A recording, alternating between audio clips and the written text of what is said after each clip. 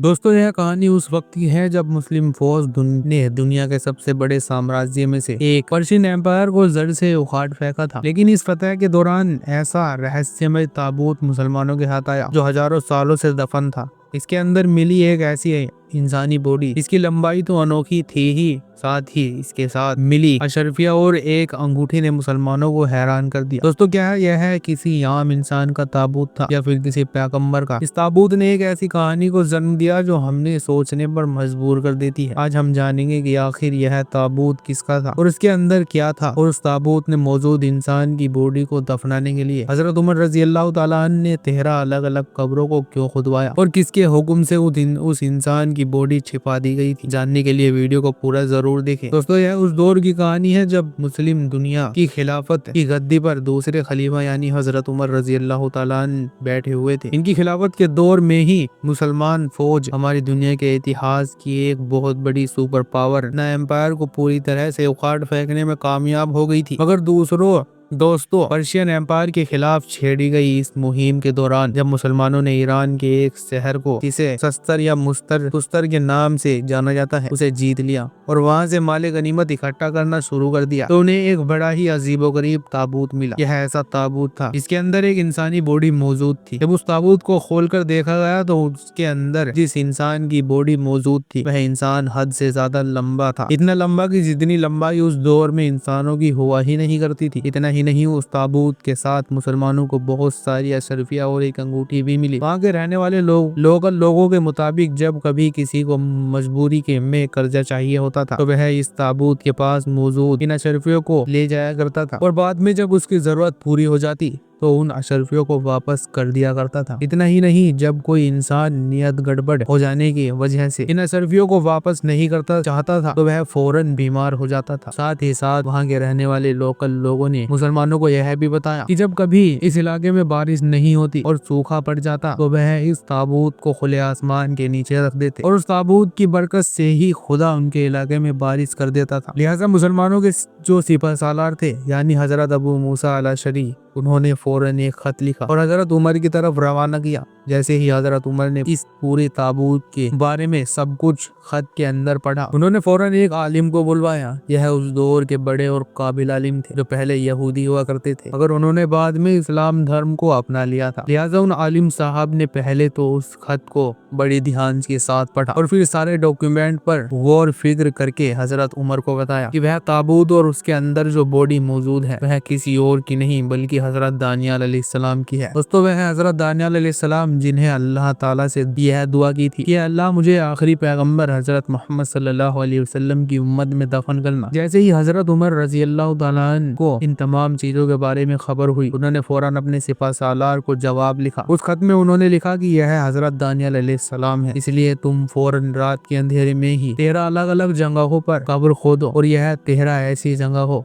कि जिनकी खबर अब किसी को भी ना हो और उनमें से ही किसी एक कब्र में हजरत दानियाल अलैहिस्सलाम को दफना दो। लिहाजा ऐसा ही किया गया और यही वजह है कि आज तक हजरत दानियाल अलैहिस्सलाम की असल कब्र का किसी को भी नहीं पता। दोस्तों, यह उस जमाने की बात है जब बनी इसराइल पर बादशाह सबिया की हुकूमत थी। सबिया एक ऐसा शख्स था जो ना सिर्फ निकम्मा और नाकाम था बल्कि बेहद अय्यास और गुनाहों में डूबा हुआ इंसान था। उसकी बादशाहत में हर तरह बुराई का बोलबाला था। उसके दरबार में जमा होने वाले लोग भी उसके जैसे ही झूठे और मक्कार थे। इजराइल की आम जनता भी गुनाहों में पूरी तरह डूबी हुई थी। उनके लिए हर गलत काम जैसे आदत बन चुका था। इतना ही नहीं, अल्लाह के वह नेक बंदे और पैगंबर जिन्हें अल्लाह ताला इन लोगों को सीधा रास्ता दिखाने के लिए भेजा करते थे, इन्हीं के हाथों कैद हो जाते या कत्ल कर दिए जाते। हालात इतने खराब हो चुके थे कि खुद बनी इसराइल के लोग भी इन नेक पैगंबरों के खिलाफ हो जाते थे। इसी दौरान मिस्र के एक फिरौन जिसका नाम नूक था, उसने अपनी एक बेहद खूबसूरत कनीज को बनी इसराइल के बादशाह सबिया के पास तोहफे के तौर पर भेजा, लेकिन यह तोहफा एक शर्त के साथ था। फिरौन ने कहा यह कनीज अपने धर्म को नहीं छोड़ेगी और हमेशा मिस्र के खुदाओं के बुतों की इबादत करती रहेगी। इतना ही नहीं, उनसे यह भी शर्त रखी किया गया अगर सब दबिया इन कनीज को पाना चाहता है तो उसे भी अपने खुदा को छोड़कर मिस्र के झूठे खुदाओं को मानना होगा। सब धनिया जो पहले ही अपनी अय्याशियों में डूबा हुआ था, इस खूबसूरत कनीज के इश्क में इतना पागल हो गया कि उसने सारी शर्तें मान ली। मगर दोस्तों, यह वह दौर था जब बाबुल की सल्तनत दुनिया की सबसे बड़ी ताकत मानी जाती थी। जैसे ही बाबुल के बादशाह बख्त नसर को इस बात की खबर हुई कि मिस्र और बनी इसराइल की सल्तनत आपस में दोस्ती का हाथ बढ़ा रही है, उसे यह अपने लिए खतरा महसूस हुआ। बख्त नसर ने बिना वक्त गवाए बनी इसराइल की सल्तनत पर हमला करने का फैसला कर लिया। उसकी फौज ने यसूलसम को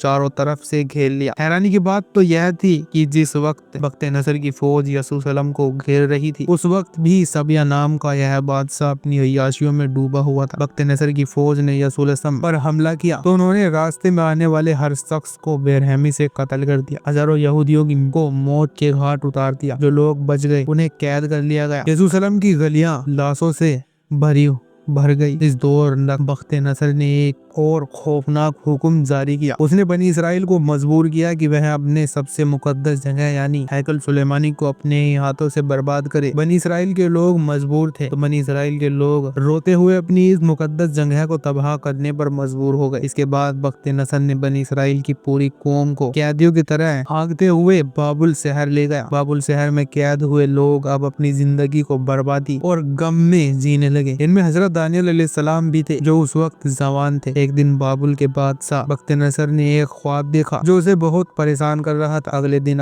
उसने अपने दरबार के नजूमी हो और जादूगरों को बुलाया और उनसे कहा कि वह उसे एक ख्वाब की तामीर बताए। बख्त नसर ने यह भी फरमान जारी किया कि अगर नजूमी और जादूगर इसका सही मतलब नहीं बता सके तो उनकी सिर काट दिया जाएगा। सभी जादूगर और नजूमी बुरी तरह घबरा गए और फरियाद करने लगे, लेकिन बादशाह ने उनकी एक न सुनी। बादशाह ने उन्हें मौत की तारीख भी तय कर दी। लेकिन उस वक्त हजरत दानियल अलैहिस्सलाम ने जो बाबुल के बाहर यहूदी बस्ती में कैदी थे, उन्होंने यह ऐलान किया कि वह बादशाह के ख्वाब का मतलब और उसकी तामीर दोनों बता देंगे। हजरत दानियल अलैहिस्सलाम का यह ऐलान सुनते ही पूरे शहर में हलचली मच गई। लोग सोचने लगे कि आखिर वह इंसान कौन है जो वह काम करेगा जो बाबुल के बड़े बड़े नजूमी और जादूगर नहीं कर सके। कुछ देर बाद बख्त नसर के सिपाही हजरत दानियल अलैहिस्सलाम के पास पहुंचे और उन्हें लेकर बादशाह के दरबार में पहुंचे। दरबार में पहले से ही बहुत भीड़ जमा हुई थी। बख्त नसर ने हजरत दानियल अलैहिस्सलाम से कहा, तुमने जो कहा है वह बताओ। हजरत दानियल अलैहिस्सलाम ने बिना किसी डर के बादशाह का ख्वाब बताना शुरू किया। उन्होंने कहा, है बादशाह, तुमने ख्वाब में देखा कि जमीन के बीचों बीच एक बहुत ऊंचा पेड़ है। तुम उस पेड़ को देख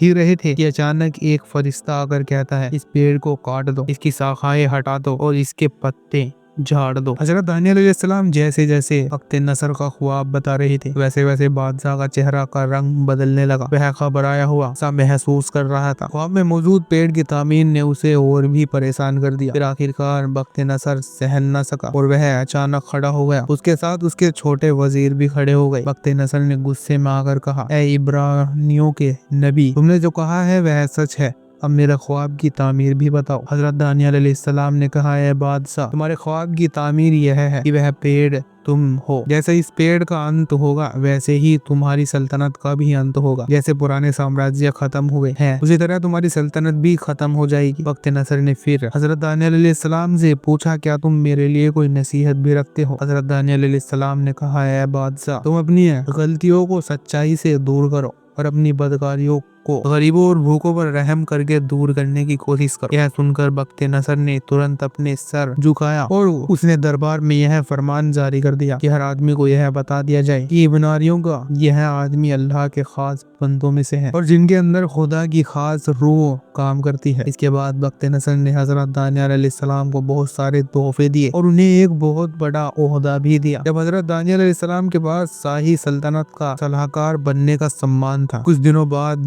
बख्त नसर की मौत हो गई और उसके बाद उसके जानशीन यानी आने वाली उत्तराधिकारी बहुत ही कमजोर साबित हुए। उन्होंने गुस्से में आकर हजरत दानियल अलैहिस्सलाम को दरबार से हटा दिया। यह लोग हजरत दानियल अलैहिस्सलाम से जलते थे क्योंकि वह बहुत सम्मानित थे और उनकी बातों का असर था। इसके बाद कुछ वक्त के बाद एक और राजा साइरस द ग्रेट ने बाबुल पर हमला किया। उसने बाबुल शहर को पूरी तरह से तबाह और बर्बाद कर दिया और उन सभी यहूदियों को आजाद किया जिन्हें बख्त नसर ने कैद कैदी बनाया हुआ था। यासरा द ग्रेट ने न सिर्फ इन यहूदियों को आजाद किया बल्कि उन्हें यरूशलेम वापस भी भेजा और वहाँ के सबसे मुकद्दस जो उनका हैकल सुलेमानी था उसको फिर से बनाने का हुक्म दिया। हजरत दानियल अलैहिस्सलाम से रिलेटेड कुछ ऐतिहासिक किताबों में यह भी मेंशन किया गया है कि जब बादशाह वक्त ने हजरत दानियल अलैहिस्सलाम को अपना सबसे बड़ा वजीर बनाने का फैसला किया तो उसके जो कुछ खास वजीर और अहदेदार हुआ करते थे जो हजरत दानियल अलैहिस्सलाम से चला करते थे तो उन्होंने बादशाह को भड़काना शुरू कर दिया और बादशाह को यह कहकर गुमराह किया कि दानियाल एक ऐसा इंसान है कि जो हमारे ही मजहब के खिलाफ गद्दारी करता है। तब की बातों में आकर बादशाह ने हजरत दानियल अलैहिस्सलाम को एक ऐसे कुएं में फेंकने का हुक्म जारी कर दिया जिसके अंदर शेरों का बसेरा हुआ करता था। अगर दानियल अलैहिस्सलाम अल्लाह के पैगंबर थे इसलिए शेरों ने भी दानियल अलैहिस्सलाम को कुछ नहीं किया। इसके बाद से अब बादशाह भी दानियल अलैहिस्सलाम के स्टूडेंट की तरह ही रहा करता था और उनकी बहुत ज्यादा इज्जत और एहतराम किया करता था। वैसे तो दोस्तों हजरत दानियल अलैहिस्सलाम का मकबरा आज भी ईरान के शहर शोस में मौजूद है, मगर जाहिर है जैसा कि मैंने आपको शुरू में ही बता दिया था कि इनकी कब्र एग्जैक्टली किस जगह पर मौजूद है इसके बारे में किसी को भी कुछ नहीं पता। फिलहाल दोस्तों आज की इस वीडियो को हम यहीं पर खत्म करते हैं। वीडियो और यही इसकी मालूमात आपको पसंद आई होगी तो इस वीडियो को अपने दोस्तों और रिश्तेदारों में जरूर शेयर करें और इसी तरह की इंटरेस्टिंग वीडियोस देखने के लिए हमारे चैनल को जरूर सब्सक्राइब करें। हम मिलते हैं आपको अगली वीडियो में, तब तक के लिए अस्सलाम वालेकुम व रहमतुल्लाहि व बरकातुहू।